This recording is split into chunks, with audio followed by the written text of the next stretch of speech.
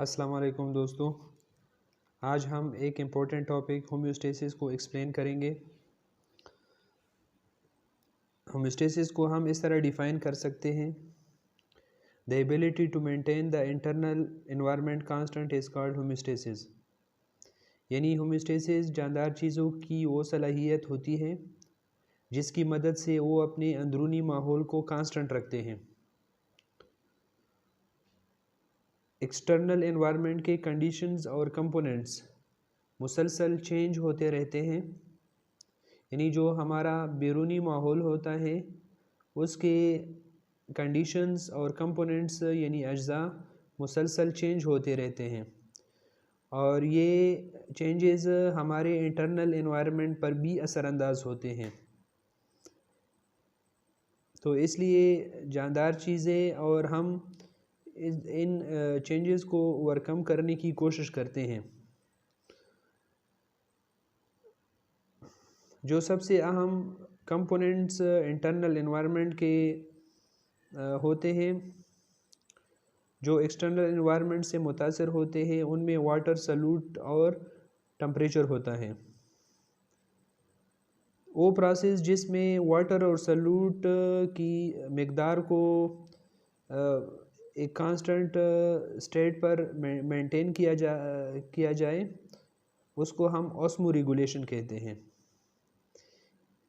यानी osmo regulation में water और सॉल्यूट्स की मिक़दार को मेंटेन किया जाता है और हम ये जानते हैं कि लिविंग ऑर्गेनिज़म्स के बॉडीज़ के अंदर मुख्तलिफ़ किस्म के एंजाइम्स काम करते हैं और उन एंजाइम्स के लिए एक ख़ास टेम्परेचर दरकार होती है। तो अगर एक्सटर्नल एनवायरनमेंट के टेम्परेचर में चेंजेस आते हैं तो उससे इंटरनल एनवायरनमेंट के टेम्परेचर में भी चेंजेस आ सकते हैं। इसलिए ऑर्गेनिज़म्स की ये कोशिश होती है कि वो अपने इंटरनल टेम्परेचर को एक कांस्टेंट स्टेट पर रख सके ताकि उनके बॉडीज़ के अंदर एंजाइम्स प्रॉपरली काम कर सकें और इस प्रोसेस को हम थर्मो रेगुलेशन कहते हैं। यानी थर्मो रेगुलेशन में लिविंग ऑर्गेनिज़म्स ये कोशिश करते हैं कि उनके बॉडीज़ का जो नॉर्मल टेम्परेचर होता है वो उसको मेंटेन रख सकें। इस होम्योस्टेसिस प्रोसेस को समझने के लिए हम जनरल एग्जांपल्स लेते हैं। As we know that we use heater in winter. हम जानते हैं कि सर्दियों में हम अपने आप को सर्दी से बचाने के लिए अपने घरों में हीटर्स लगाते हैं, हीटर्स को यूज़ करते हैं और गर्मियों में अपने आप को गर्मी से बचाने के लिए फ़ैन्स यूज़ करते हैं और एसी यूज़ करते हैं।